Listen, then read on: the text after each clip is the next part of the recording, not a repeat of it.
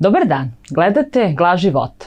Naš današnji gost je gospodin Saša Borojević, bivši savjetnik šefa međunarodne policije, borac za dečija prava, ja bih rekla za ljudska prava, ali nekako čitav ovaj period neko se bori protiv nevidljivog neprijatelja, neko je u nekim specijalnim jedinicama, bori se protiv pedofilije, neko je u specijalnim vojnim operacijama. Da li je to isto? Da li smo mi u nekoj istoj borbi protiv svetle i tame, kako neki kažu?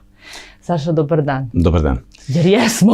Pa, definitivno će to svako morati nekako da to proceni, jer svako ima svoje viđenje ovih stvari. Ali definitivno se pokazalo da, evo samo u poslednje ove 2 godine, smo videli da smo mi potpuno izgubili i miris i ukus, kako oni kažu, ali smo izgubili i svest, izgubili smo ljudsko dostojanstvo, stavljeni smo u jednu teglu gde imamo poklopac iznad glave i da ne vidimo dalje od tog poklopca.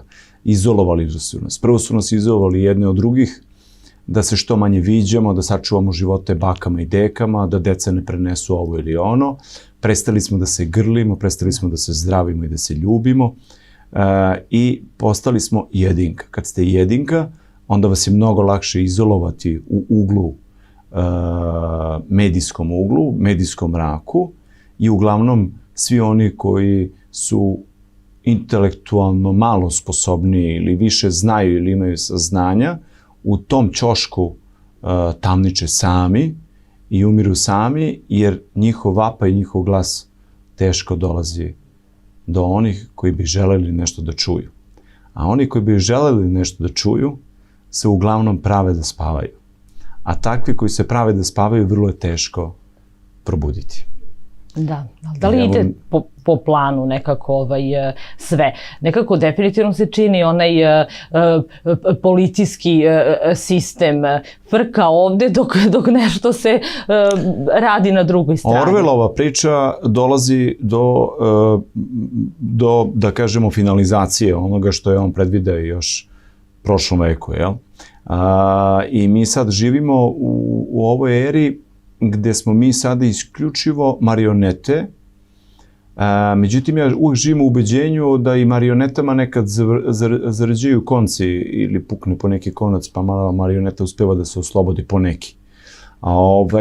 I mi srljamo bez razmišljanja, ponovo srljamo u ponor, svi idemo na isto mesto, i niko da stane i da kaže stante ljudi, gde ste krenuli, tamo je vodopad, jer mi sve vreme padamo.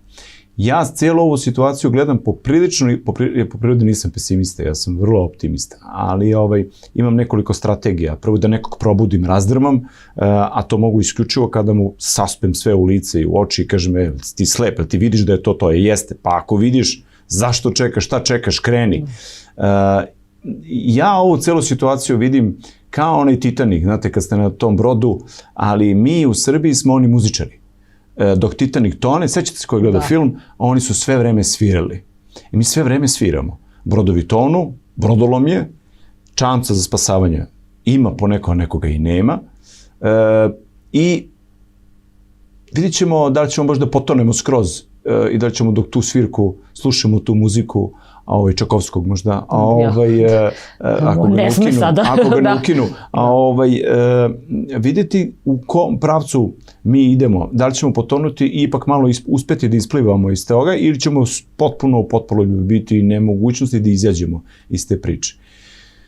Znači, cijela filozofija koja se negde prožima, evo, samo poslednje 2 godine, samo kroz neku mediju gde je meni bilo dozvoljeno da govorim o svemu ovome, me često pitaju ljudi zašto ja to radim. Zašto, kad ja imam svoj privatan biznis, zašto je to, uspešan sam čovek, mogu da kažem. I tu moram kod tog uspešnog da budem vrlo jasan. Uspešan sam jer imam brak, imam dete, uspešan sam, imam prijatelje koje se sačuva. Stvarno sad ovo nije neka priča, vidi ga sad ovo. Ne. Što se tiče novca, nisam nešto naročito uspešan, ali okej sam, potpuno. Mogu da odem na letovanje, mogu da odem na zimovanje, nisam neko ko sve funkcioniše kako treba. Funkcionišem u nekim normalnim, realnim stvarima. Ali taj uspeh ima obavezu. Znate, Bog kad vam da uspeh, on vam daje i obavezu. One su vrlo teške obaveze, a to je da proširiš dalje informaciju. Krug činjenja, što kaže Vladeta Jerotić, je potreban da svako svakome čini, a ne svakome da vrati uslugu, jer to je korupcija. Mi nikako da izađemo iz ovoga ja tebi, ti meni. Ne, ti meni, ja nekom drugom, on nekom trećem.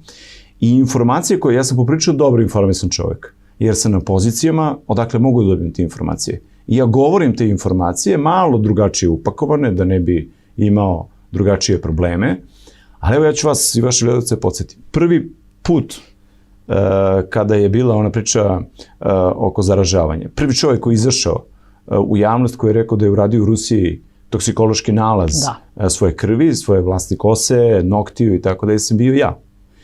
U roku od 24 sata sve laboratorije u Srbiji su bile zatvorene za toksikološki nalaz. Nije mogo niko da ih radi. I dan danas nema što da radite. Da. Sada imate situaciju, koliko 2,5 godine kasnije, da su ruske trupe pronašle 12 laboratorija u kome se pripremao biološki rat, odnosno u tim laboratorijama se pravili virusi i otrovi koji su upravo bili pronađeni u mojoj krvi. To je Rusija zvanično objavila. Dakle, mi nemamo više rat samo raketama, bombama i tako dalje. Ovaj biološki rat je nevidljiv, zaista. I on traje. I on traje. I pitanje u onom prvom cugu, kada su se svi zarazili, da li smo mi zapravo ti prvi, a ja sam bio među prvima, bez ikakvih ideja da će postojati, mislim, znao da će postojati vakcine, jer to je zbog toga svega je pravljeno, ali ne bi ni sad primio, nisi me primio tad, niti ću ikad primiti, ali nije postojao odgovor na to i to je mene negde rezultiralo da je uradim toksikološki nalaz, jer kad nemate odgovor, kad se gušite, kad imate problem, kad je promenjen ukus, miris, to su sve pokazatelji da ste vi otrovani. Virus de facto postoji. Samo je za njega zakačen, za tu platformu je zakačen, pored virusa, i toksikološki problem, a koliko sada vidim, u Engleskoj, pošto se uglavnom preporučuje, da se svi testiraju na HIV. Da, da. Zašto na HIV virus da se testiraju? Obavezno one koji imaju vakcine. Niko nije odgovor osim našeg Nobelovca koji je to lepo objasnio još mnogo davno, da svi vakcinisani sa određenom vakcinom, sada ne bi dizao paniku, moraju da se testiraju na HIV virus. Neko je imao HIV virus zakačen, neko je imao Coxsackie virus zakačen, neko je imao neke druge viruse, a neko je dobio uz virus i toksikološki, odnosno dobio otrove. Zato mi nismo imali svi iste reakcije na sve to. I zato je neko različit, zato ne treba negirati da postoji virus. Postoji, samo je pitanje šta je zakačeno. A sad će polako dolaziti do toga, jer je Rusija objavila da će tokom današnjeg ili sutrašnjeg dana objaviti tačno sve šta je urađeno, za kakve su bile namere, koji su bili ciljevi i tako dalje. Tako da mi u realnosti živimo u društvu koje je užasno obavešteno, gladno informacija, ali s tim informacijama niko ništa ne radi, niko ne uradi na sebi, veruje se nečemu što je zvanična informacija, veruje se i teoretičarima zaverat, veruje se, ne treba verovati nikome. Tako to je, evo Saša, vi to što ste sada rekli, to je do juče bila teorija zavere. Da, apsolutno sve. Vidite, sve što sam, ne sad ispada Nostradamus kao nešto sam imao pametan, ne, nego sam imao informaciju. Sve što je bilo 2020. godine, svih 17 tačaka koje sam objavio, od tih 17, 19 je ispunjeno. Čak 2 koje ja nisam ni znao tada će postojati. Ne postoji teorija zavere. Upravo sam to teo da kažem. Niko ne treba da veruje do kraja, nikome. Sve treba proveri. Proveri apsolutno 200 puta. I meni. Zašto bi mi bilo ko verovao? Da. Možda ja imam neki interes pa radim, mislim, svako to možda pomisli. Ali evo, nek proveri, ukuca na Google, YouTube, na Yahoo, gde god, bilo kakve god informacije, pa nek ukrsti 5-6 informacija. Ali ljudi to mrzi da radi. Njih mrze, oni žele sažvakanu informaciju.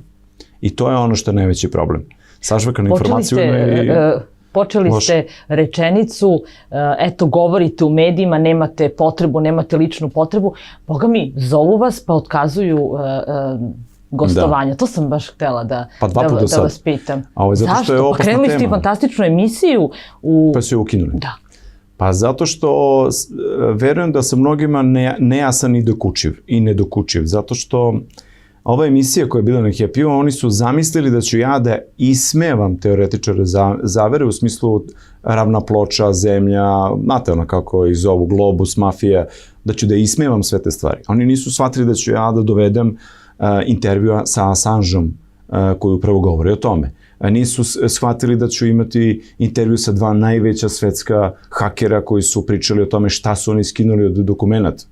Da ću imati tu profesore, doktore, mašinske inženjere i tako dalje. Posle druge emisije su brzo ukinuli, jer je share bio prvo nenormalan, a drugo informacije su iscurele pre vremena. Nije trebalo to tada da se sazna. Ovo sve o čemu mi sad pričamo i to što se tada govorilo bi se saznalo i bi trebalo da bude po njihovom planu pa za jedno 50 godina. Jer tad tek se otvaraju sve arhive. Tad je dozvoljeno se otvaraju arhive. Totalni reset, evo i ta tehnološka revolucija, pa evo i to polako kreće. Evo ga totalni reset, znači ništa što je do juče postojalo više ne postoji, sada idemo dalje. A to je sve, Saša, povezano, vi ste neko, rekli ste u jednoj emisiji, ne želite da budete rusofil, niti rusofob, ali zapravo neke životne vrednosti koji Rusi i dalje neguju, želite da to su i naše, znači porodica, život, mama, tata. Pa za nije normalno uvesti zakon koji je ruska država uvela za silovatelje, gde žena ima odrešene ruke da ubije svog silovatelja i da ne odgovara za to. To nije normalan zakon. Normalan zakon da imamo član 180 u krivičnom zakoniku našeg u Srbiji, gde kaže obljuba deteta se neće sankcionisati ukoliko je počinilac obljube deteta duhovno i duševno blizak detetu. Je to normalno? Je vama normalno da mi imamo legalizovan incest u Srbiji? A mi ga imamo legalizovan incest. Incest je legalizovan u Srbiji samo ukoliko ne dođe do silovanja. A znate kako se legalizuje pedofilija u Evropi? Evo, nemački mediji više nemaju pedofilije, ne piše se filija, nego pedoseksual. To znači da su uvrstili u priču da je to zapravo orijentacija. Hard Progress organizacija iz Amerike koja kaže ovako, čiji inače predsjednik je profesor fizičkog vaspitanja koji ima 4 dece, koji kaže ovako, seksualni odnos sa decom bi trebao da bude normalan jer je to ljubav. Ali ako dođe do silovanja, to je krivično delo. I sad kad tog idiota pitate, kao što sam ga ja pitao, čekaj majstore, hoćeš da mi kažeš, da, seksualni odnos sa devojčicom od 7 godina je ljubav. I hoćeš da mi kažeš da ona sa 7 godina zna šta ti tačno misliš. I zašto ona treba da bude spremna. Pa zar to nije pre svega mentalno silovanje osobe prethodilo onome što ćeš ti uraditi kao u posljednjem činu. Mi imamo jedan, to je sad samo da kažemo otkriveno, jel? U Nemačkoj je 1 milion dece godišnje seksualno zlostavljeno putem, prvo putem interneta, a onda su dovedeni u poziciju i situaciju da moraju da imaju seksualne konotacije. Na internetu. 1 milion. U Srbiji je to između 7 i 10 hiljada deca. Godišnje. Mi imamo 110.000 pedofila. Sad moram da se ogradim. Pravno gledajući, voajerizam nije pedofilija. Ali je izuzetan preduslov ili, kako da kažemo, vrlo je moguće da sledeći korak jeste pedofilija. Ali ja ipak zovem pedofilima. Dakle, 100 do 110.000 ljudi koji posećuju sajtove sa pedofilskim sadržajima, gde se nalaze bebe, gde se nalaze maloletna lica, gde se nalaze deca, gde se nalaze dečaci i devojčice. To im omogućava cyber pedomafija organizovana. To je ovo što je Armagedonova akcija, suhohapšeni, svaki mesec čitamo te 14. 15. 20. 30. Samo ih oni nazovu pedofilima, oni nisu pedofili, oni su neko ko prikuplja fotografije i distribuira fotografije, snimke, ucenjuje, dobija i tako dalje. Evo iz ovog poslednjeg hapšenja. Mi imamo situaciju da je otac taj koji podvodio svoju maloletnu devojčicu koja ima 7 godina. Razumete? Kako? Skidao je devojčicu, tražio od nje da radi ovo, da radi ono.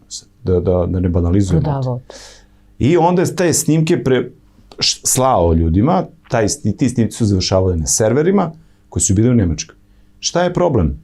Problem je što su se zaigrali, što misle da IP adrese su dobro skriveni iz aplikacije koje su kupili od hakera. Međutim, naša visokotehnološki kriminal ima za sve rešenje. I svakog će da uhvati bez problema, to ne budu sigurni. A ovi pedofili koji posećuju te sajtove, njihove IP adrese su ostale i to moram da vam kažem. Jednom ako su kliknuli, policija ima identifikaciju njihovih IP adresa. Tačno gde žive, ko su, kako se zove, prezivaju, da li su porodični ili nisu, koliko su puta zadržali na tom sajtu, koliko minuta su gledali, šta su tačno koji sadržaj gledali, koliko puta su ostali i koliko kliknuli i tako dalje. A ovo je ujedno i upozorenje.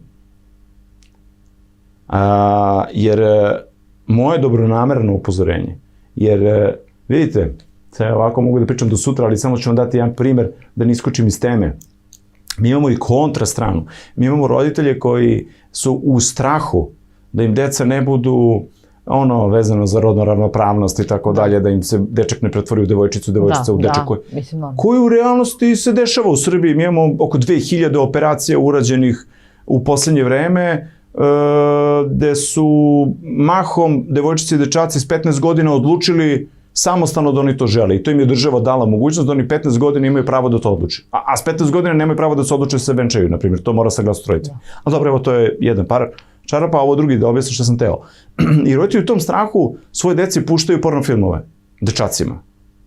Znači, očevi prave krucijalnu grešku.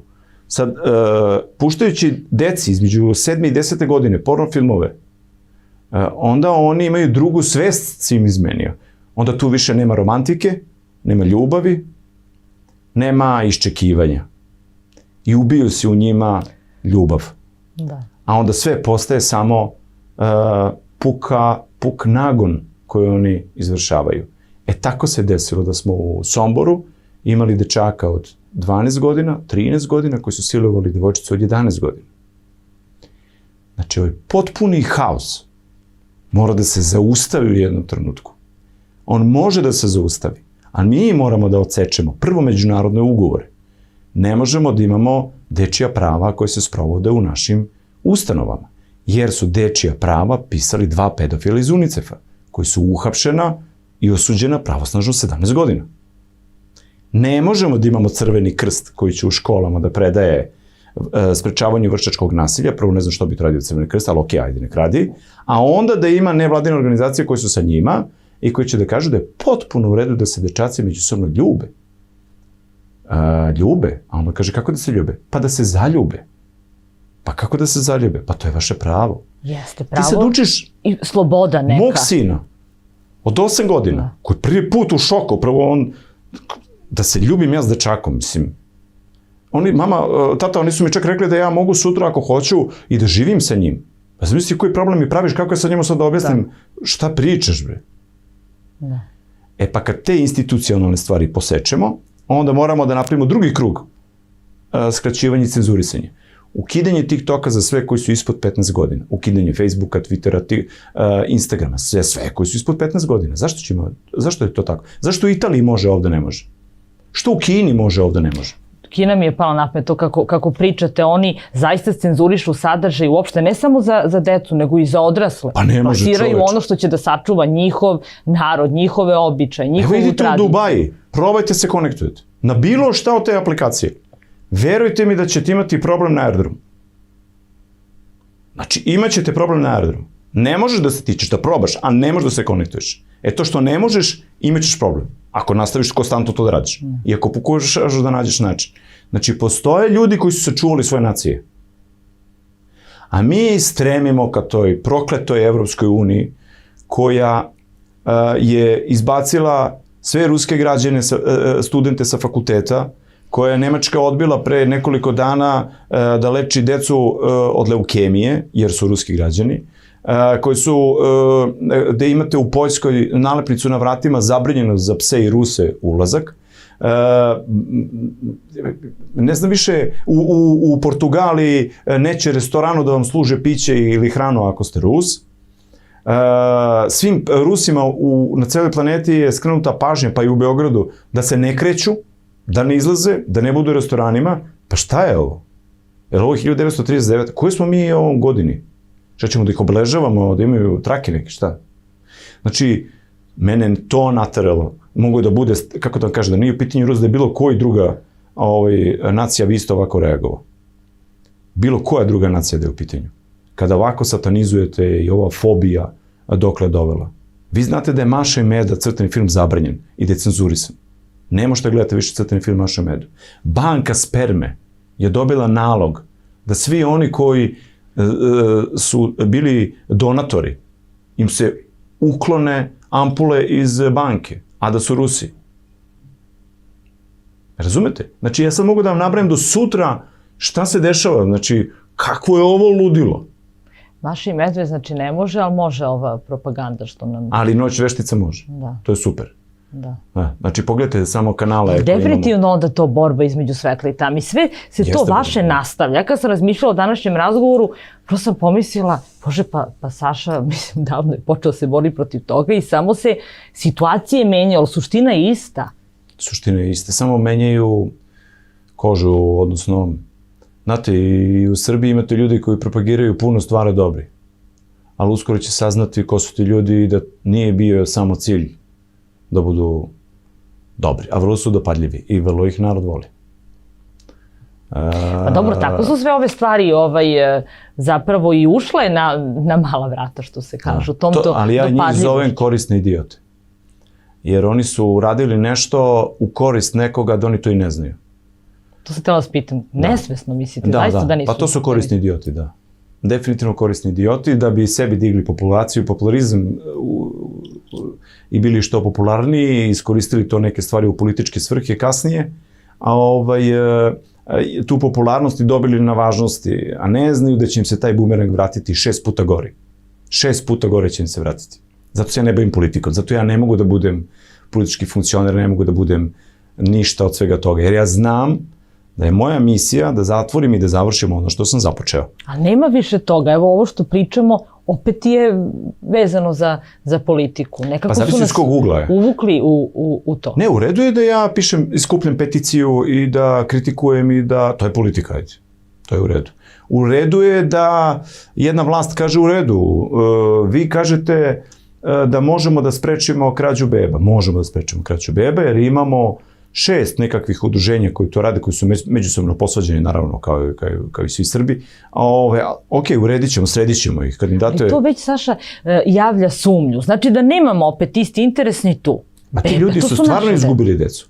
Nego je problem u tome što oni iz ličnog interesa da pronađu svoje dete su napravili udruženje, priključili oni koji takođe traže svoje i previše su ostrašćeni, ne mogu da vide realnim svetlom, ne mogu da imaju realnim očima, ne mogu da dogovaraju, ne mogu da pregovaraju da dobiju to što im treba, jer to su pregovori.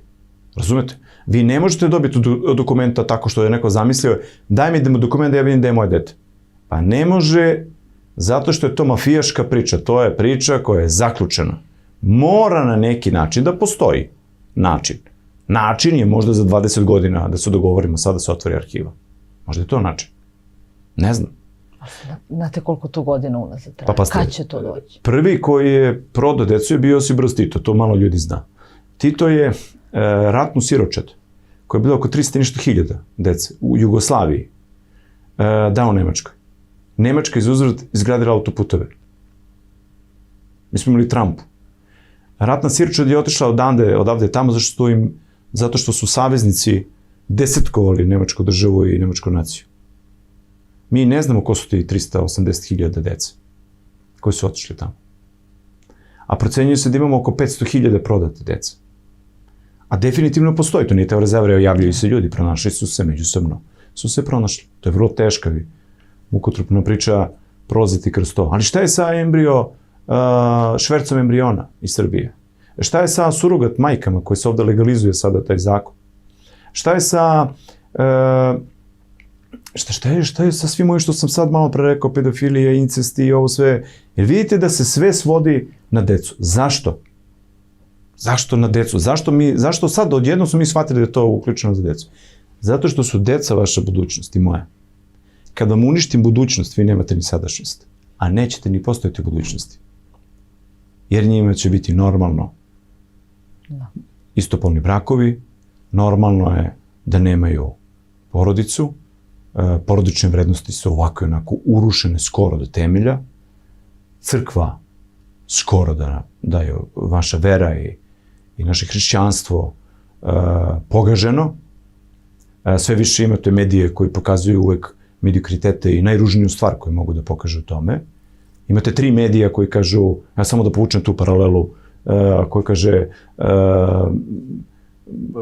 Hram Svetog Save, pričest, neverovatna stvar, da u epidemiološkim merama su svi lizali istu kašičicu i to je katastrofa, to je bomba, to je virusna bomba i tako dalje, a paralelno u istom trenutku, u istom danu imamo sakupljanje u Novom Sadu na trgu isti broj ljudi sa pomen Balaševiću, gde isto ljube svi iste te sveće i svi se međusobno druže. I onda je ovo cool, a ovo je katastrofa. Veliki petak je katastrofa, ali crni petak je cool. Patrijarh je umro, ali mi imamo u Domu sindikata Božu Vreću koji ima koncert. I to nije epidemiološka bomba. Božu Vreću nije epidemiološka bomba.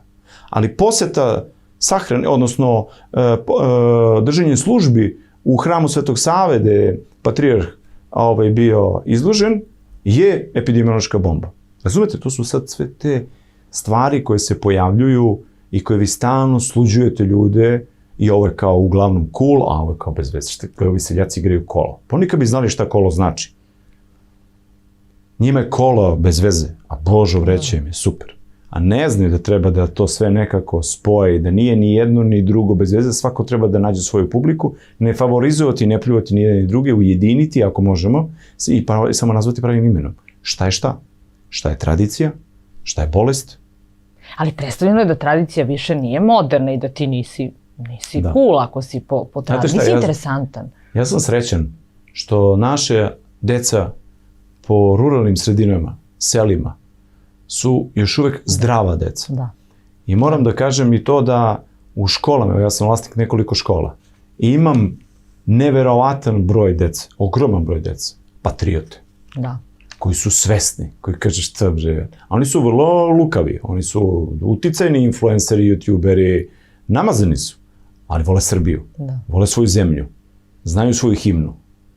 I zato je Srbija potpisala da se 4. industrijska revolucija sa Klaus Schwabom sprovodi eksperimentalno baš u Srbiji.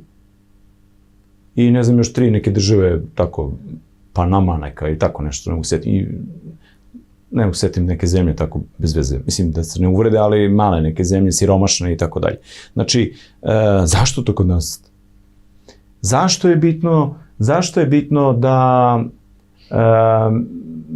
mi učestvujemo u toj 4. industrijskoj revoluciji, kad znamo ko je Klaus Schwab i šta je on pisao i šta je on radio i koliko se on naljutio kad je Rusija stavila na veto klimatskih promjena, koje su treba da naslede ovu priču pandemije, da i dalje budemo zatvoreni. Gde je sad ta pandemija? Kako je ta pandemija sad jednom nestala? Zašto mi nemamo? Zašto vi tamo zašto Poljska Evropska unija prima izbjeglice bez maske? Niko ne gleda da su vakcinisani, nisu. Evo, više od 1 milion danas. Meni je bilo fascinantno 2. 3. dan ove situacije u Ukrajini, da su to strane medije objavile da ukidaju sve epidemiološke mere jer su sad u pitanju životi. Da. A do sad su bili u pitanju ne znam nije šta. Da, znači da ipak nisu bili životi. A pasite da vam kažem, ovi 3 miliona, oni kažu milion, 3 miliona ljudi koji su otišli iz Ukrajine, su ljudi koji imaju novac. I žao mi što ću ovo da kažem. Među njima nema ovih mučenika siromašnih, pravih Ruso-Ukrajinaca ili Ukrajinaca-Rusi, kako hoće da ih nazovemo. Nema te naše braće tu, među njima. Oni su ostali zarobljeni. Zarobljeni od sopstvene vlasti, koji koristi kao živi štit. Zloupotreba sada u ovom koridoru ljudi koji su izbjeglice je u tome što je Evropska unija otvorila sada vrata, daje im 3 godine da su deo Evropske unije, daje im posao, socijalnu zaštitu i Amerika. I sad ovi 3 miliona ljudi, pa napokon su dobili ono što su sve vreme tražili. Iskoristili su situaciju, ja to zovem ratno profiterstvo. Da, nisu Evropske unije, a imaće pravo. Da ću još jedan podatak. 470 stanova je prodato samo u Beogradu ukrajinskim građanima. stanova. U ovom sad periodu? Da, u ovom sad, u ovih posljednjih 10 dana. Nijedan stan ne može da iznajmiti u Beogradu. Sve su zakupili Ukrajinci i Poljaci. Izgleda da i Poljska nešto malo njuši da će biti problema. Mnogo je Poljaka koji se sele za Beograd. Odnosno Srbije. Ali ovo sam rekao samo za Beograd. Da. To je stara informacija, pre 3 dana. To je, znači, konstantno ide. Ogromna je potražnja. Meni je drago, neka ih, nego samo da ne pravimo priču. Zna se kako izgledaju izbjeglice. Sećate se kako to izgledalo iz Hrvatske kad su došli 300.000 naših Srba na traktorima i tako dalje. Tako izgledaju izbjeglice.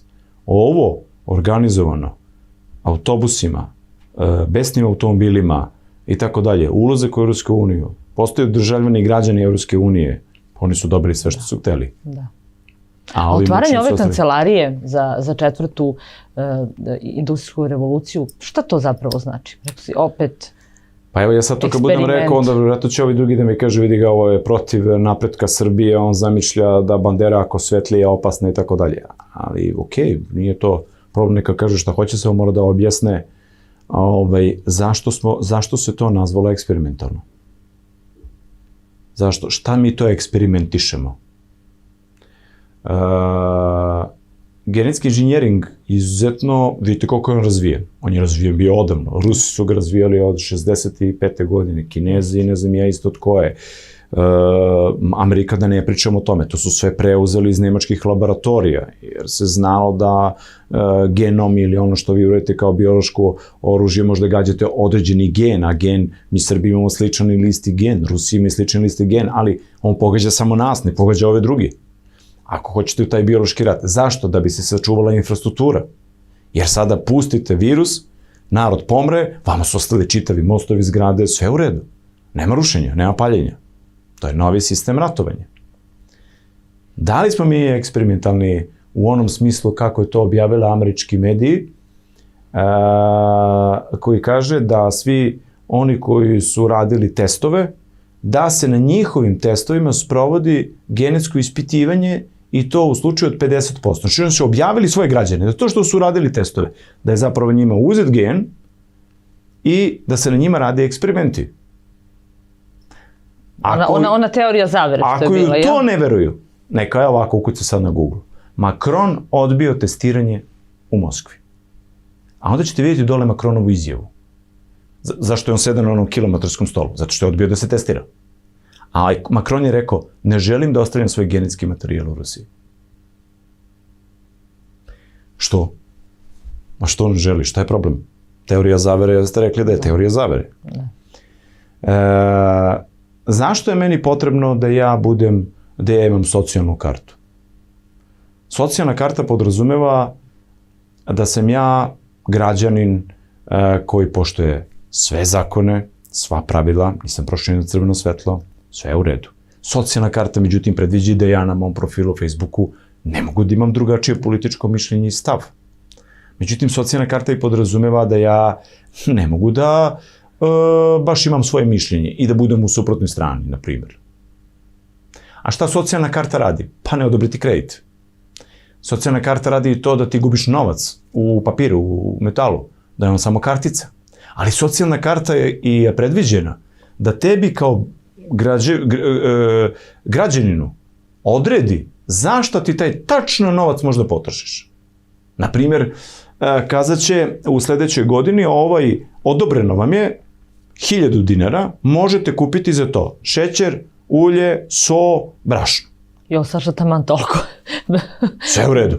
Ja odem s tom karticom, s mojih 1000 dinara. Ja neću da kupim šećer, brašno i to, jer što to imam? Hoću da kupim lek. Ne može. Ti možeš samo ovo što ti je odobreno. Zašto? Zašto ako si mi dao 1000 dinara? Zašto me uslovljavaš da to radim? Ja sam sad rekao osnovne životne namirnice. Tona kontrola. Ali to će biti, tako je. O koji su isto pričali teoretičari. Koliko si dobar, toliko ćeš imati. Poslušan, toliko ćeš imati.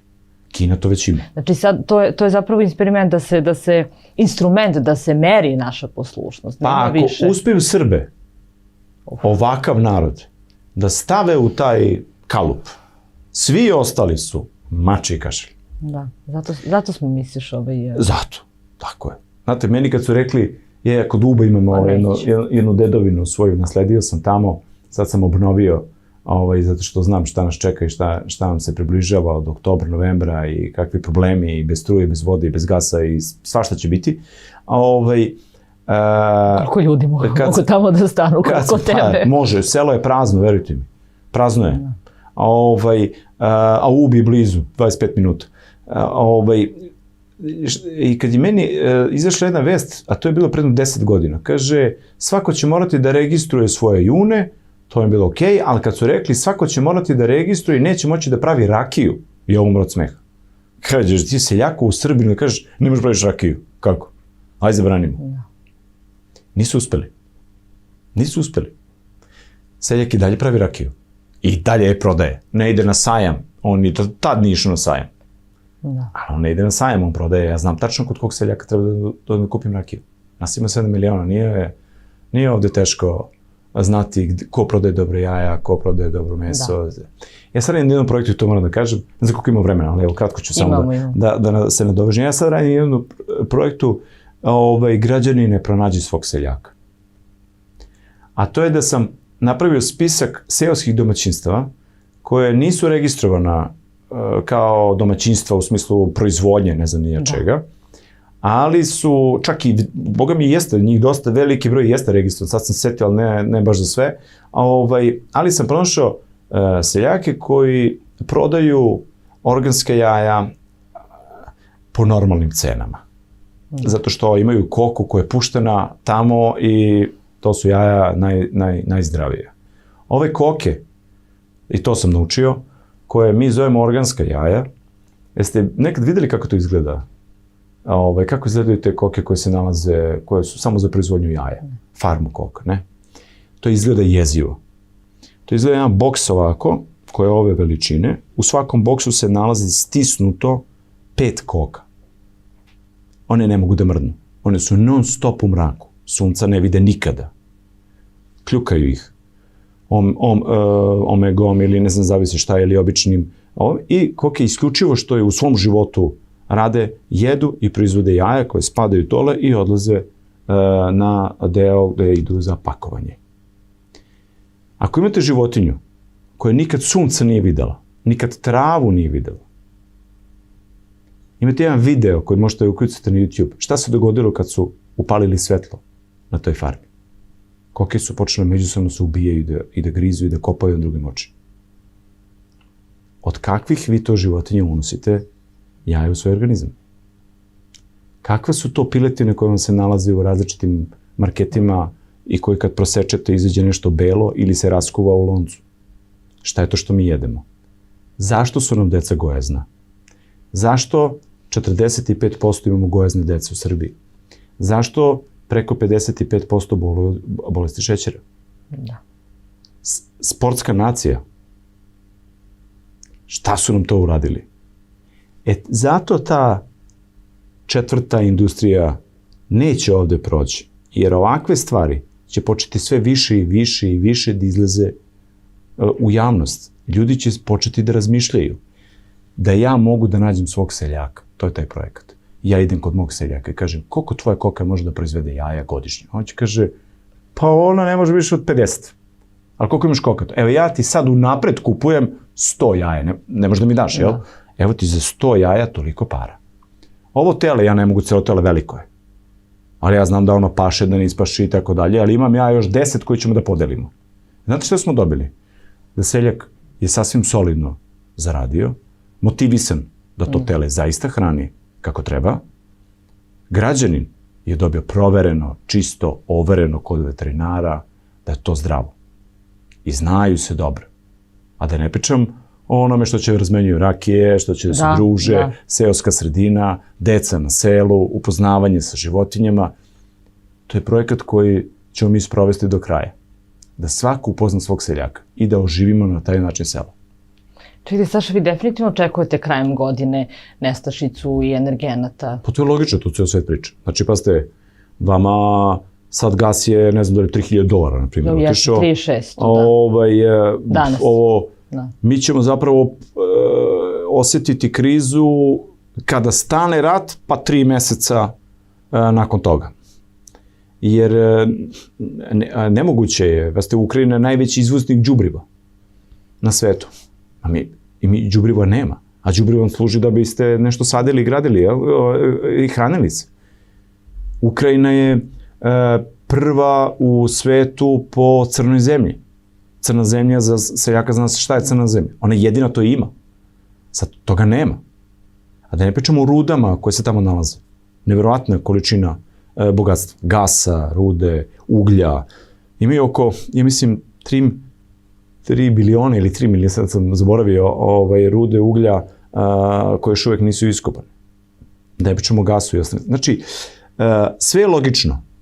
Mi smo već 2 godine pod ovom pandemijom, krize, trošenje novca, štampanje novca u tonama i tonama, milijardama se štampa novac. Inflacija je ogromna. Mi pričamo ovde nema inflacije. Pa evo, idite vi sada, kad biste mogli da se vratite s nekim računom iz 2019. godine i računom sada za istu tu stvar ste platili sada 35 do 45% više. A kako, Saša, kad ste rekli 1000 dinara i nabrali te neke namirnice koje nisu skupe, ali boga mi taman toliko. S 1000 dinara krenete u radnju, to je više. Tako je. Zatvaranje tokova, 1, 2 gasnih tokova, nemogućnost iskopavanja uglja, nema rude, nema đubriva, nemate hranu, pa šta vi očekujete kad dođe nova zima? Kad dođe nova zima, mi smo i ovako, pogledajte, ovo jedva preživjelo, ovaj sad EPS i termoelektrane i ovo, jedva smo preživjeli. Ovo je na koncu konca bilo. Kako da obnovite sve te resurse? To su potrebni zilioni eura za tako nešto. Ja očekujem, i to što očekujem, to na kraju krajeva to i predsjednik sam rekao, da će biti vrlo, vrlo teška i komplikovana situacija, to je tako diplomatski rečeno, a na srpskom rečeno glasi: nađite drva, nađite šumu, nađite solarne ploče, da imate bar za frižider i špore da ga uključite, a da se grejete na drvo. To je jedino logično razmišljanje za svaki slučaj da imate od perioda oktobra do marta 2023. godine. Da, sledeću zimu. Kako se sve nadovezuje i ovaj totalni reset? Pomenuli ste u decembru da je Rusija stavila veto na klimatske promene u Savetu bezbednosti i zapravo je još tada, u decembru, znači 2 meseca pre ove situacije, poremetila plan. Pa da, oni su imali tu... ja sam ali tu, mislim, ne mogu drugačije. U oktobru prošle godine rekao da ćemo iz pandemije ući u klimatske promene i oni su čak krenuli s tim klimatskim promenama da prepisuju lekove. U Kanadi je prepisano ne znam koliko stotina lekova zbog klimatske promene. Znate šta su klimatske promene? Šta su oni hteli da urede? Mi to zovemo promena vremena. Što me boli ovde na promenu vremena. Mi, Srbi i ovi narodi odavde, dobro koristimo, mi imamo promaju nigde, niko na svetu nema. Oni su samo iskoristili promenu vremena, koju mi kažemo na promenu vremena me boli reuma, oni su to nazvali klimatskom promenom. I recept koji je izdat zbog klimatske promene, ublažavanje klimatskih promena, lek taj i taj. I oni su već krenuli u proizvodnju lekova. Tone i tone lekova već proizvedeno za klimatske promene. Rusija treba da uđe u taj pakt. Kao što je, mora da ne greši dušu, ušla za vakcine. Suvlasnik ruske vakcine je 36%, američka kompanija. Da. Aj, budemo iskreni. Suvlasnik Sberbanke je 36%, američka banka. Ne, mnogo ruskih kompanija, tačno, od 30 do 40% jesu vlasnici. Sve je biznis, sve je okej. Ovde je Rusija rekla ne. Ne, ovde stop. Dalje ne idete. A ne idemo. To je bilo u februaru. A tako? To je bio decembar, a u 22. februara počinje ovo. 22. februara mora da počne neki rat na tlu Evrope. Najidealnije bilo da se poubijaju hrišćani između sebe. Pravoslavni. I to je, pa ste skrnavljena je crkva u Parizu pravoslavna. Evo danas u Beču. Evo danas u Beču. Šta smo dobili? Paralelno sa tim što je skrnavljene pravoslavne crkve u Beču, u Parizu i ne znam kojim, smo dobili da je u Berlinu otvoren prvi hram u kome se nalaze pod jednim krovom, svi se mole na isti način, katolički, jevrejski i muslimanski. Jedna vera. Razumete šta je bilo na početku? Jedna vera, jedan narod, jedan novac, jedan gazda. Da. Evo, imamo sad 4 hrama otvorena, ne znam kako da ih nazovem, da su to hramovi, šta je to u Nemačkoj tog tipa. A mi poubijali smo se međusobno. I ima nas najmanje. Znate, kad jedna baka sa Kalnić Pic, sad se ponavljam, to sve već rekao, ali mi je super, za one koji nisu to čuli, me pitala na Kalnić Pic, pa gde si ti čoveče, ne viđamo te na televiziji, stalno si bio. Šta je sa ovim Ukrajincima, pobiše se 2 Srbina? Ukrajincima i Rusima pobiše se 2 Srbina. Ja se nasmeo. A onda sam shvatio da je baka ili nešto čitala, pošto u tom pograničnom delu jesu bili Srbi, 1750. godine su naselili taj deo, tu Nova Srbija je sad taj period, taj čitav deo bi trebao se zove Nova Rusija sada, a to je nekakav plan da bi Rusija trebala da dođe do Dnjepra, a od Dnjepra bi trebalo da bude jedno malo parče Ukrajine, a ostatak da uzmu Poljaci, Rumuni i Belorusi. Tako da, u ostalom Ukrajinci su u tom trenutku inače već u Evropskoj uniji. Ali ovo do Dnjepra bi trebalo da bude potpuno, da kažemo, Nova Rusija, koja će biti priznata od Rusije, a realno to je ruska država, ne veze, oni imaju svoju vladu i tako dalje. Znači, šta je suština? Suština je da mi sve to nekako vidimo, gledamo, posložimo to nekako logično, iz te logike onda sad čekate da vidite šta će da se desi. Nemojte čekati. Niko više ništa ne treba da čeka. Ovde sad samo treba da uradimo sledeću stvar. Šta je rešenje, jel? Za ove napred, što smo pričali malo pre vezano za pedofiliju i ove ostale stvari deca, rekao sam šta je rešenje. Vrlo jednostavno je to rešenje. Drugo rešenje za nas je da se porodično ujedinjujemo. Nikad veći broj razvoda nismo imali. Nikad. I to kad dodate s tim razvodom da vam neko propagira istopolne brakove, pa dodate i to onu rečenicu jednom se živi, umjesto svaki dan se živi. To smo usvojili kao jednom se živi. Ne, živi se jednom. Svaki dan živiš. Jedan je život. Razorili nam veru, ne verujemo više ni u šta. Sela uništena, potpuno. Šta nam je ostalo? Da se sabiramo. Znači da se spajamo, zbližavamo. Da imamo prijatelje, da imamo kumove, ali da zadržimo ogradu. Sve je u redu, volimo se, ali imamo ogradu. Mora se zna šta je čije. Jedino tako nema svađe, nikada. I kada to sve tako postavite, a onda kažete, čekajte, da li je moguće da ću ja da radim za 50-60 hiljada dinara, koje nisu male, jel? Ali su smešne zato što vi morate da radite 3 posla sa po 50-60 hiljada dinara, da biste na kraju izašli meseca i kažete, dobro je, isplatio sam kredit, platio sam leasing, isplatio sam ovo, imam, i šta mi još ostalo? Pa ništa, ostalo ti još sebi da kupiš lekove, jer si ostao bez života, ostao si bez sunca, jer ne vidiš ni dana, ni svetlosti, nemaš više ni čistog vazduha, udišeš otrove, jedeš otrove, gradiš decu u pogrešnom društvu, predaješ decu nekome ko ih potpuno pogrešnim stvarima uči. Ništa, eto, samo ti to još ostalo. A ovo ide sve ka sunovratu. Prema tome, kad ti vidiš da ide ka sunovratu, ti moraš stvari da menjaš. Bar kod sebe, lično kod sebe. Da. I u tom menjanju sebe, zapravo mi svi menjamo zajednicu, koja je naša. Da. I tako ćemo jedino moći da ja po mene izađemo iz ove priče, jer vidite, korone u Africi nema. Nema. Da.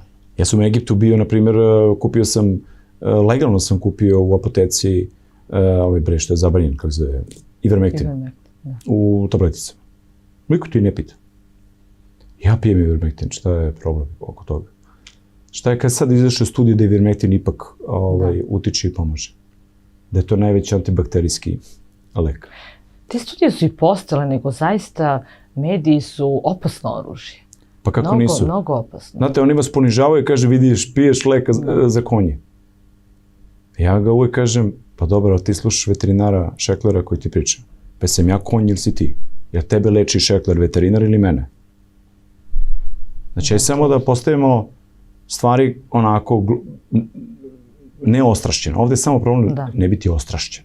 Ni anti, ni... Ne, realno. Brate mili, pa ne možemo, znači ti moraš da koristiš jednu i drugu medicinu. Ne možeš samo da odeš na drugu stranu. Da. Stvarno mora. Mislim, ne možemo. Moj otac je imao rak pluća. Njemu su dali rok da će živjeti još mjesec dana i to su rekli pred njim. Sva sreće malo slabije čuo. I oni su rekli, morate se odlučiti na koju ćete stranu. Preko nije, nisu odlučili, ću sve. Hoću i hemoterapiju, hoću i alternativu, i hoću akupunkturu i ayurvedu, sve hoću. Posle 3 godine kancer je nestao. A on ima 72 godine. Živeo je do 78. godine. Uopšte nije umro od kancera. Umro od starosti, a nije od toga. Tako da treba sve. Samo znati šta uzeti, raspitati se, uključiti mozak. Pa to malo uključiti mozak. Pomenuli ste laboratorije u Ukrajini, pominju se i neke bolnice za obdukciju. Opet je to vezano za trgovinu organima, ali ima i toga. 14 žutih kuća je pronađeno u Ukrajini. Pod navodnicima ove žutih kuće, znaju ljudi šta su žute kuće. Postoji bela knjiga u Ukrajini, to se zove Bela knjiga, gde su pisali sve zločine u Donbasu koji su počinili ukrajinski fašisti, nacisti, koji su uglavnom nisu ukrajinski, nego su oni poljski koji žive u Ukrajini. To su uglavnom Poljaci. Ja sam imao priliku da vidim tu knjigu. To je jezivo. To je jezivo, da. Ja nemam drugu reč kako bi to mogao da upišem, da objasnim. Znate, oni kažu 91, to je preko stotine i stotine dece koje su ubijene. Žene, evo samo jedan slika, da dočaram, ne bi da previše mračim na tu temu.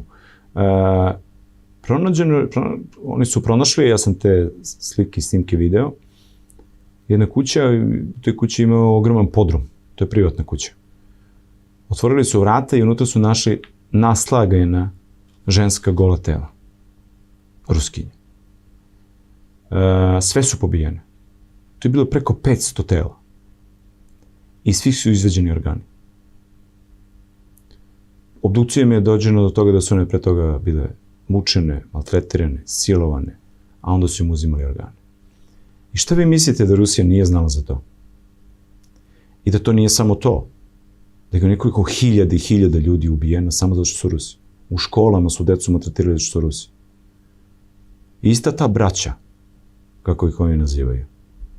Ali su oni zadojeni nacizmom od manjine koji su poljski građani u toj Ukrajini. Oni imaju obrede, oni imaju svoje spomenike, oni imaju Hitlerove oznake, oni imaju odrede. Vrlo je zanimljivo da, na primjer, taj odred najgori u Ukrajini, kada su američkoj administraciji postavili pitanje, oni su rekli da je to deo policije Ukrajine. Pazite, oni su legalizovali naciste u Ukrajini i rekli da je to policijski odred. Kako može biti policijski odred? A pre toga su bili teroristi. Inače, u isti ta Amerika rekla da su to pre toga bili teroristi. Znači, mislim da nikad šizofrenija situacija nije bila. Pazite, vama su talibani dali zvanično saopštenje da utiču na razum Rusije i Ukrajine da nađu mirno rešenje. Pazite, pa to ni 1. april ne bi poverovao kad bi mi to neko rekao. Ili da su Čečeni nosili u prvim redovima zastavu Republike Srpske. Kako? Ali Saša, evo ih Čečeni sa Rusima. Ne, u redu, nego ću ti kažem da kao ovi ratovali tamo muslimani, ovi su muslimani, sad ovi nose, mislim, potpuno ne predvidi. Čečeni su vrlo opasni, znači to ne treba pričamo o tome. I ja ih vrlo cenim i volim s jedne strane, imao sam čak i prilike da upoznam 4 njih, i kod njih vam je sve vrlo jasno. Ne igraš se. Vrlo ti jasno staju gde ti je granica. A ti kad ćeš pređeš tu granicu, ti znaš šta te čeka. Pa sad, ćeš ići u borbu s njima i pobediti ili ćeš izgubiti, ali znaš da ulaziš u borbu sigurno, ako pređeš tu granicu.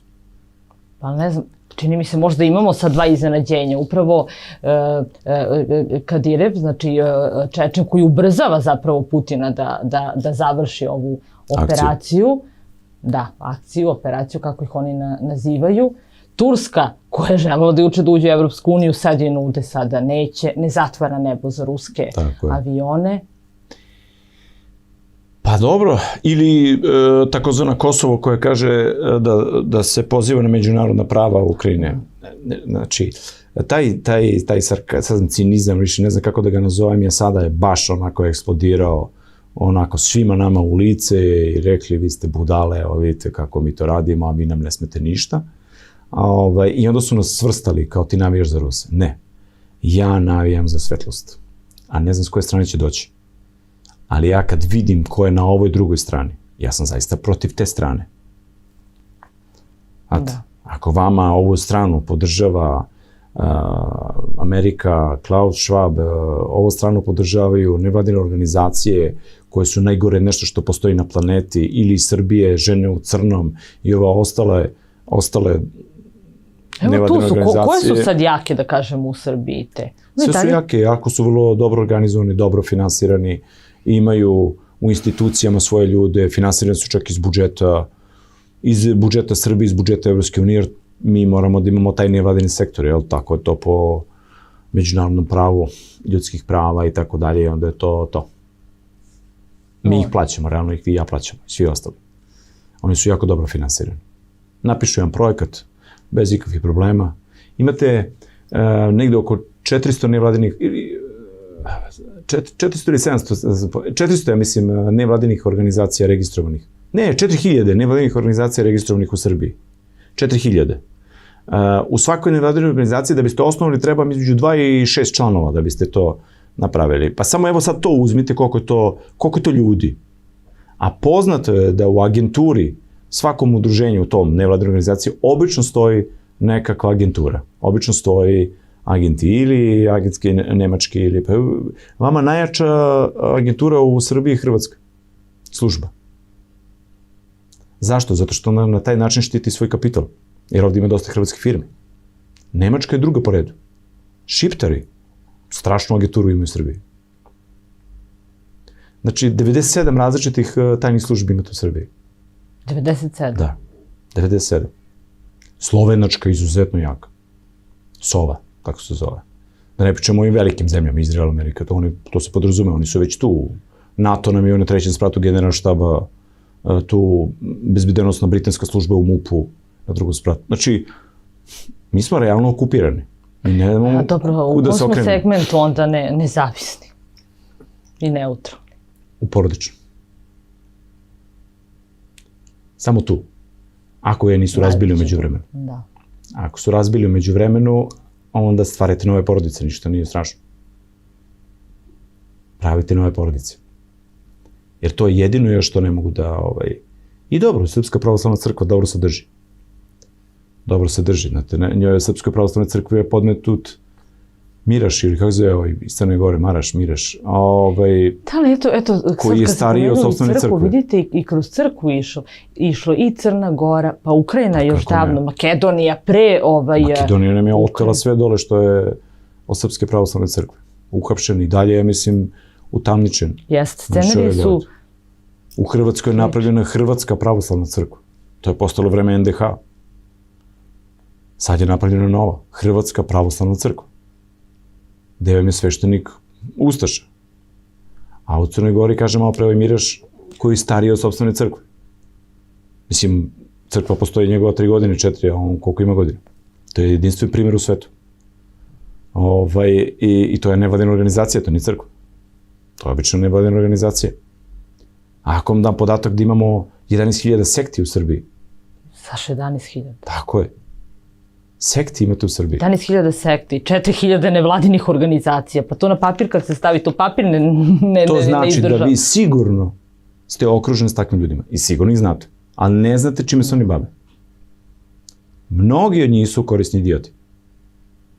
Da. Ja, na primjer, nisam znao, stvarno sam bio iznenađen, u jednoj emisiji smo pričali o sektama,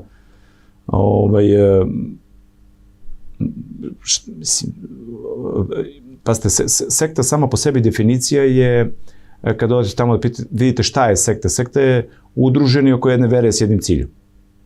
Ali mi, mislimo da smo mi svi sekta, pravoslavna crkva sve je sekta, ali, u tom, kad se tako definiše, ali imate sekte koji nemaju dobre namere. I koje rade okultne stvari, koje žrtve rade, znači gomilu neke stvari. Šta je sa ovom devojkom koja ima najveći broj influencera na svom Instagramu, koja na groblju spaljuje ikonu Majke Božije, okreće krstove naopako i mi ste tovirani krst naopako. Šta je to? Kako se to zove? Šta je to? A znate da nju prati, na primjer, preko 1 milion klijaca. Da, ona imala milion. Vi polako instruišite njih da je to normalno da to rade. Da. Pa on će to isto da uradi u crkvi. Pa ko je ulazi u Ruske pravoslavne crkve? Kako zove ove devojke koje su skidale gole u crkvi u Rusiji? To pre 10 godina kad je... Da, 10 godina bili su i ovde kod hrama, za malo nisu ušli. Pa su pohapšene, sad su utamničene, naravno. Zaboravite se bili kako se zove. Znači, to je sada suština cele priče. Treba znati, sačuvati, vratiti se nazad. Možda i korona jedino zato bilo dobro. Tad shvatiš kad si u zatvorenu stanu, pa kao vidi imam ženu, imam muža. Pa da, shvatiš u stvari život šta je. Šta mi radi ovo dete? Bože, ovo nisam ni videla, ovo bilo tu, svo ovo vreme bilo tu, da. Znači, to je s jedne strane. S druge strane, povećao se broj nasilja u porodici za 30%. Mi imamo u Srbiji imam te sve statistike u glavi, stalno da ne 350.000 narkomana. Mladih. 800.000 parova koji se bore da se ostvare kao roditelji. Da, to je baš. 800.000 parova. Zašto sve više, zašto je od 10 muškaraca 5 muškaraca neplodno? Šta je to što je usporilo njihove spermatozoide? Tehnika, mobilni telefoni, stalno smo okruženi nekakvim zračenjem, sedenjima, kompjuterima, ali nije samo to. Hrana koju unosimo upravo to radi. To je ta generacija. Zašto svaka žena, odnosno od 10 žena, 8 žena ima problem sa štitnom žlezdom? I štitna žlezda proizvukuje taj problem plodnosti ili neplodnosti. Zašto je trudnoća postala bolest? Kao, trudna sam, samo da pijem ovo, iako od ovoga svaki zračenje imađe ga. Brate mili. Da. A paralelno sa tim je napravljena veštačka materica, koja se već masovno prodaje u Americi. Koju dobijete kao inkubator, unutra sve stavite, beba, samo je potrebno da ga gledate kako se on razvija iz fetusa u bebu i kad je gotovo otvoriš, uzmeš dete. Sad znali za to? To nije teorija stvarno vam kažem, veštačka materica. Potpuno napravljena kao kapsula, vidio sam je. Postoji. Znači, mi smo svaki kontakt sa normalnim životom, definitivno. Zašto na Vojnoj akademiji imamo 61% žena koje su došle? Gde su ovi muškarci? Zašto nam muškarci nose roze pantalone uske, a onda se čude što ne mogu da budu plodni? Zašto ja na moru vidim muževnije žene a ženstvenije muškarce? Zašto ima muškarca na roze flamingosima koji mašu? Setite se početka toga da su se žene dičile time, jao što sam super, pa ima mušku energiju, eto dok smo se okrenule. A sve u redu, ali ja da vam kažem. Pa nije u redu. Sve je to u redu tada bilo. To je to slatko što se kao čini nešto da smo se... Ali žene sad ne mogu da realno nađu muškarca. Jeste pročitali da ne smeju transrodne duše takođe da izlaze iz Ukrajine zato što podležu vojnim obavezama. Pa da. I to se pomenulo sada. Pa kako to? A kako onda na olimpijadi imamo transrodnu atletičarku koja je u ženskoj konkurenciji pobedila ili u bacanju opljeta u ženskoj konkurenciji ili ne znam u čemu još. Kako to su tad žene, a sad su muškarci? Razumete? Znači ja mogu da vam nabrajam do sutra. Evo još jedan podatak, 11 miliona abortusa od 90. do danas imamo u Srbiji. To je. A mi imamo 7 miliona stanovnika. Da. Znači, izgubili državu i po. Da. A mi se fokusiramo na ljude koji su otišli iz Srbije jer su mladi. Pa pre su odlazili. Da. Pa neki idu. Pa šta će sedi ovde? Nek ide. Nek vidi šta je svet. Na kraju krajeva, ako nađe tamo posao, taj novac se slati ovde. Da. Najveći investitor Srbije su gastarbajteri. Jeste. Pa sve ostale firme onda dole. 600 porodici živi. Svi milijardi eura dolazi ovde, od čega država uzima, naplaćuje provizije, od čega ulazi u budžet i tako dalje. Pa sve u redu, što to razmišljamo o tome? A razmišljamo o ovome. Kako da pospešimo plodnost, kako sačuvamo brakove, kako da nemamo 11 miliona abortusa, kako da svaka 4. devojčica mlađa od 14 godina u Beogradu već nije imala iskustvo sa abortusom, kako da smanjimo broj voajera, pedofila kojih ima 110.000, kako da utičemo na društvene mreže i da presečemo da tu nema pristupa, kako da mediji ne plasiraju stvari koje su im date s polja, da probaju da prekinu i raskinu sve te informacije koje dolaze s polja jer nisu tačne, kako da ne mrzimo jednu naciju ili drugu naciju ili treću naciju, ni zbog čega na svetu, kako da napravimo normalno okruženje, normalne stvari, kako da udišemo svež vazduh, kako da pijemo čistu vodu. Kako se ne borimo sa tim da nama kanalizacija, ja sad gledam ovde, sam se setio Špana ovde u studiju, nama, na primjer, kompletan otpad iz bolnice odlazi u reke. Znači, sve operacije koje se dešavaju odlaze u reke. Nizvodno odatle su splavovi, gde se ljudi uživaju i kupaju. I prvi smo u Evropi po bolesti kože. Pa ne, pa najbolje da smo prvi po zdravlju kože. Jer niko ne zna šta radimo. Prodali smo 97% izvora. Prodali smo banje. Prodali smo rudnike. Prodali smo zlato. Šta je ostalo da prodamo? Organe. Samo to još nismo prodali.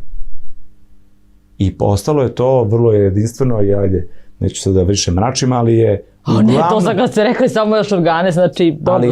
Ali u kom smislu, znate, mi uglavnom, najviše što možete da čitate sad nekih naših umnih poslovica i tako dalje, prodao me onaj kome sam najviše veruje. Znate koliko takvih situacija ima da su se ljudi među sebe prodavali. Prodao u smislu poverenja, jel? Pa i novca. Pozemiš mu i on ti se više nikad ne vrati i ne javi. Onda znaš koliko ti taj prijatelj vredi. 100 eura. To je to. Dao svoju vrednost i goodbye. Dobro, Saša, i zašto kažete da niste zainteresovani za politiku i eto sada, na primjer, hipotetično pitanje, da li imamo šanse sa tom situacijom u Srbiji kada bi neko odlučio da ima zaista nacionalni program, da Srbija bude... Kad pričate o Ukrajini, sad opet povezujem, Ukrajina šta sve ima? Ukrajina je najlošiji standard ima.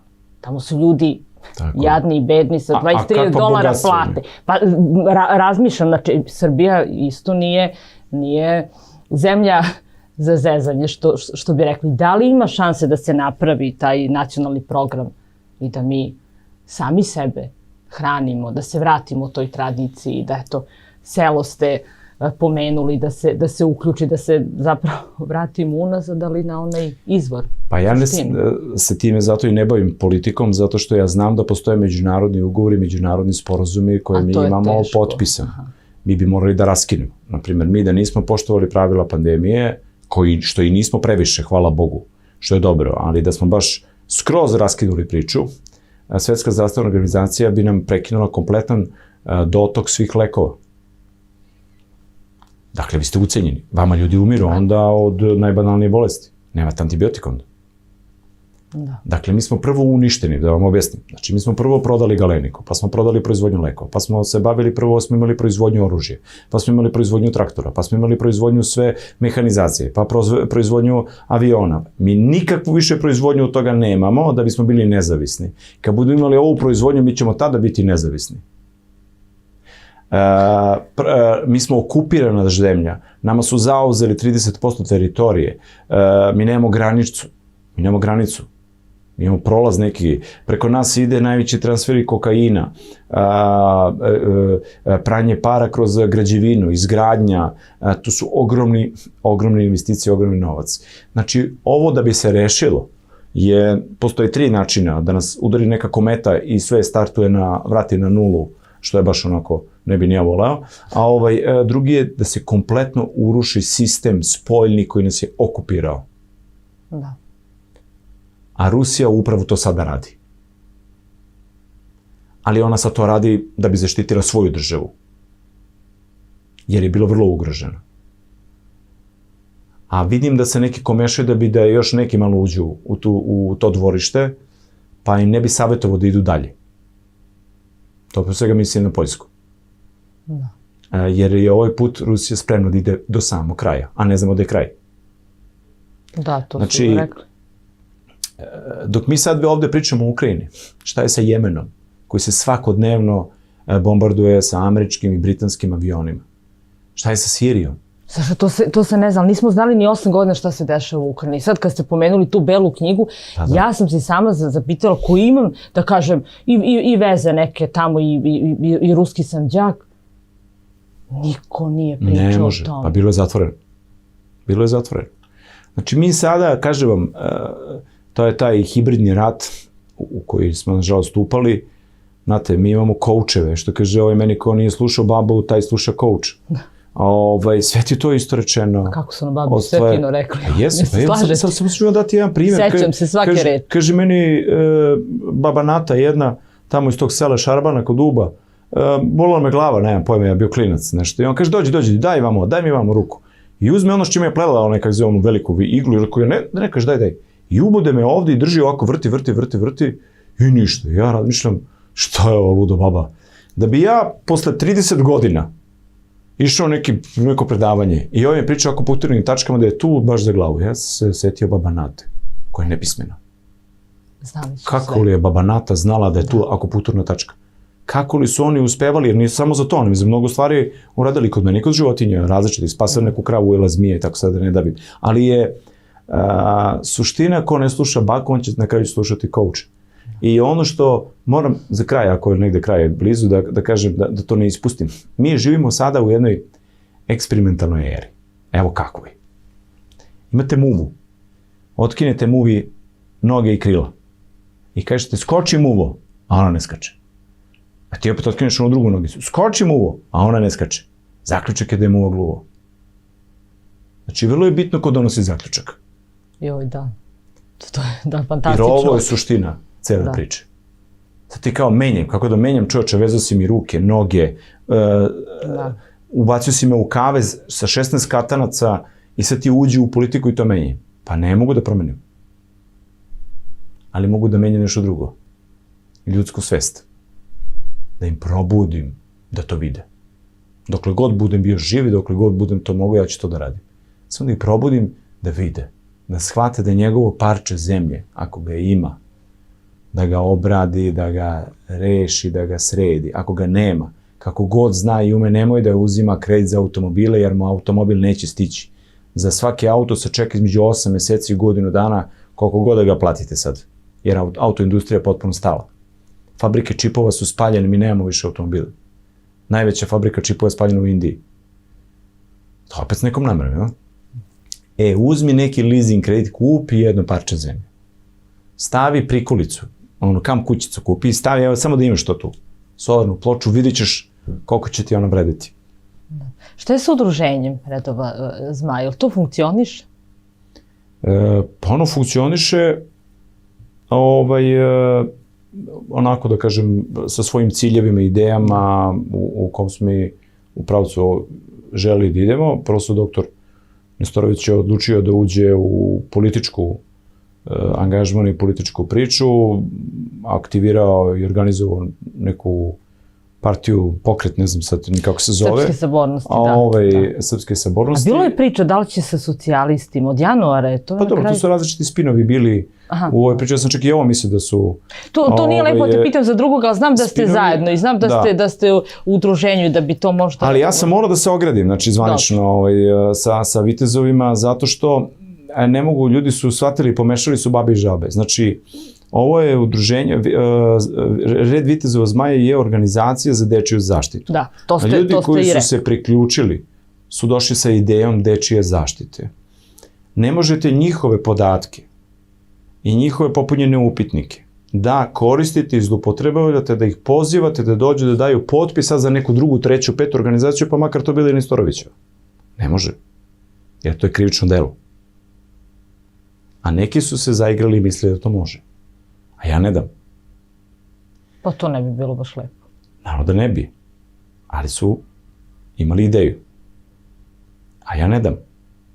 Jer to ne može. Jer ako pričamo zaista da je borba za decu, tu je veliko pitanje bezbednosti. Ali neko ko otkrije takva dešavanja... Ne možete vi sad, sad ću ja da skupio sam tu 200.000 članova i sad ću ja to da iskoristim u političke svrhe. Ne možeš, majstore, to da koristiš za to. 200.000 članova služi isključivo jednoj priči. Samo jednoj. A to je pravljenju inicijative. Inicijativa za promjenu zakona. Inicijativa treba da ima bar 50 ili 100 hiljada potpisa. Što još ima više, super. Prenosi se, podnose Skupštinoj na pisarnici i Skupština ima rok 30 dana, mora ti odgovori. To je snaga. Sa tom idejom sam ja ušao u tu priču. I ja verujem da će se nakon ovih izbora i tih političkih, pilićarskih načina razmišljanja kako mali Perica zamislio planetu, se vratiti sve u svoj neki kolosek i zaista se onda baviti zaista ovim stvarima. Znači, ne... I onda definitivno predajete Skupštini potpise za promenu, ono što ste rekli, zakona vezano za dečija prava. Dečiji ombudsman obavezno. To nam treba. Promene zakona krivičnog zakonika člana 180 vezano za obljubu deteta, gde se smanjuje kazna ili ukida. Ukidanje incesta kao legalnu stvar. Lečenje dece SMS ne na ovaj način. Nema potrebe na ovaj način. Sve je okej putem SMS-a. Ali daj tog stručnjaka koji košta 15 miliona evra, da ga ja dovedem ovde za ti 15 miliona evra i da za ti 15 miliona evra uradi operaciju još na 15 dece. A ne na jednom. Jer za jednog skupimo, a druge ne umiru. Promena zakona vezano za sekte. Jeziv zakon imamo za silovanje dece invalida, koji ga skoro pa ne štiti. Teško dokazivo.